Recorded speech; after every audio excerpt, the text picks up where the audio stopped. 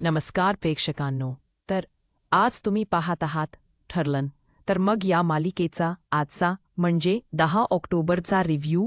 सुरुवातीला आपण पाहतो की प्रिया ही अश्विनीला समजावत असते की आपण आपल्या हक्काच्या घरी गेलं पाहिजे. ती त्याला भडकवत असते की अर्जुन आणि सायलीला आपली सगळी प्रॉपर्टी पाहिजे, त्यामुळे ते आपल्याला आपल्या माणसांपासून दूर ठेवत आहेत. अर्जुन आणि सायली खूप धूर्त आहेत आणि अश्विनला तिचा म्हणणं पडतन देखील.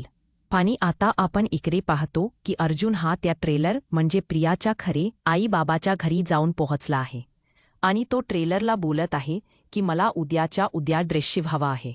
आता नागराज ते सुमनला विचारत आहे की तू जो ट्रेलरचा पत्ता अर्जुनला दिला होतास, अर्जुन तिकडे गेला का? मग सुमन म्हणते गेला असेल, मला काही माहीत नाही.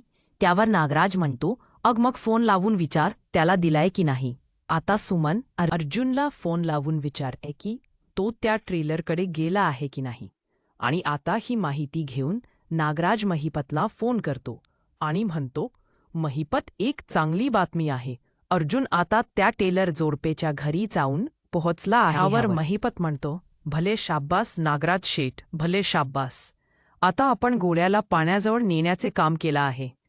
आता घोडा पाणी पिणार म्हणजे अर्जुन शोध लावणार की ते प्रियाचे आई बाबा आहेत. आता आपण दुसरीकडे बघतो की अर्जुन सायली हे सर्व जेवायला बसलेले असतात आणि त्यांची मजाक मस्ती चालू असते. अर्जुनची आई म्हणत असते आजकाल अर्जुनचं लक्ष फक्त सायलीकडेच असतं बरं का. एवढ्यात प्रिया आणि अश्विन तिथे येऊन पोहोचतात आणि अश्विन ताड्या वाजवत बोलतो वा वा, काय सुंदर चित्र आहे सुखी कुटुंबाचं. इथे घरातला मुलगा आणि सून घरात नाहीत, त्यांची कोणाला आठवण देखील येत नाहीये. ह्यावर अर्जुनची आई समोर येते आणि म्हणते आम्ही तुला घरातून बाहेर काढलेलं नाही, तू या घरात राहू शकतोस, पण तुझ्या बायकोला या घरात जागा नाही.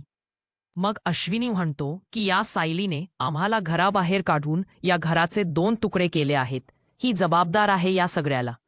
अर्जुन मोठा आवाज करून म्हणतो हे अश्विन, माझ्या बायकोशी आदराने बोलायचं. अश्विन म्हणतो मग माझ्या बायकोची काय चुकी आहे, तिला तर कोर्टाने निर्दोष सिद्ध केला आहे. घरात जागा मिळवून द्यायची आहे. यावर प्रताप म्हणतात की हे शक्य नाही अश्विन, तुझी बायको या घरात परत कधी देऊ शकत नाही. प्रत्येक वेळी ती आमच्या आनंदात विष कालवत आली आहे. आता इथे मध्ये सायली बोलते की भलेही तिला कोर्टाने माफ केलं असेल, पण आम्ही तिला माफ करणार नाही. मगाशी मी म्हणतो होपा सायली खरंच का? मग मीही असं म्हणतो की मधुभावना देखील कोर्टाने निर्दोष सिद्ध केलं असेल तरी मी त्यांना निर्दोष मानत नाही, ते अजूनही खुनी आहेत. हे ऐकून अर्जुन संतापतो आणि त्याच्या अंगावर धावून जातो, पण अश्विन कसलाही विचार न करता अर्जुनवर उलट हात करतो आणि त्याला जोरात प्रतापच्या अंगावर ढकलून देतो. हे बघून सर्वांना धक्का बसतो. अश्विन त्याच्या मोठ्या भावाच्या अंगावर हात उचलतो आणि अश्विन पुढे बोलतो की मला माझ्या प्रॉपर्टीमध्ये माझी वाटणी हवी आहे.